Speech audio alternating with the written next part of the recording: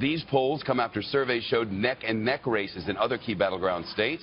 And John Bussey's here in Hempstead. He's the associate editor of the Wall Street Journal, looking at the polls and tonight's festivities. It's remarkable. Yeah, I mean, it really is head-to-head now. And, Clinton had an edge in Pennsylvania, and that was her firewall against Donald Trump's success in some of the other battleground states. Now that one's up for the grabs. Suburbs of Philly. It's extraordinary. It's going to come down to, the Democrats are going to have to take the Philadelphia area and Pittsburgh very strongly to offset what Donald Trump's been able to attract in the rest of Pennsylvania. How did he do that?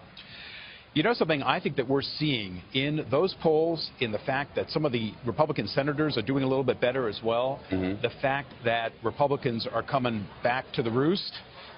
Maybe they feel, hey, I couldn't get linked to the Donald Trump that I saw directly after the Republican National Convention. They've managed to kind of put him up there, and he's looking a little bit more presidential to me. And therefore, between the two, I would much rather go Republican, since I am a Republican, and therefore I'm going to vote. I think you're seeing a lot of that effect now. And that's going to be critical tonight. Both of them are going to have to appeal to that very same instinct in their parties, while at the same time maintaining all the friction and otherness that has turned this into kind of a Thunderdome cage fight up until now. I've been watching Florida a lot, where the polls are fairly consistently tied up there, but there's some differences. The I-4 corridor, the Panhandle, all of that. As Florida goes recently, so goes the nation. Yeah, that's right. And Ohio, too, is another one. Colorado is neck and neck. This is an extremely tight race, and therefore these debates are going to just be critical. You pointed out earlier, Shep, that a third of registered voters are saying, hey, I'm looking at the debates and still kind of making up my mind, and these debates are going to be important in that process. Really, only 11 percentage points are people who have not committed. They're kind of leaning one way or the other, or they might be leaning toward a third-party candidate.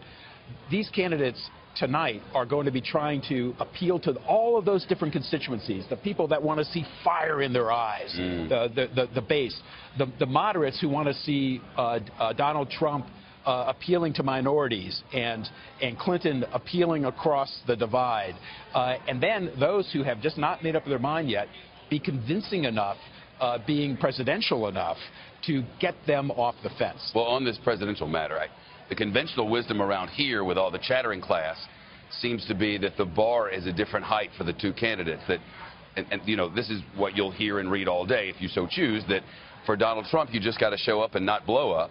And for Hillary Clinton, you have to get everything right. Is there any truth to that?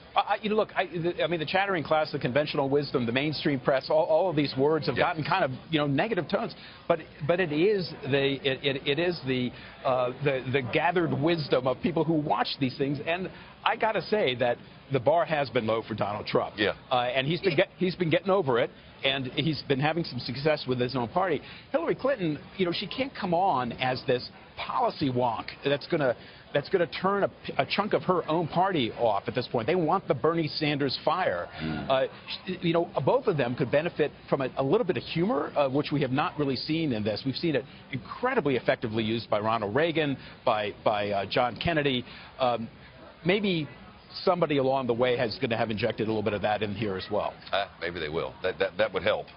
I think so. I think so. And I think it would give a little bit of the lie to the chattering classes, the conventional wisdom, which has kind of painted this in sort of black and white terms, and we would see a little bit more humanity, a little bit more kind of humanness and personalness out of both candidates. I like the giraffes. Are they significant of something? They are not. They're just giraffes.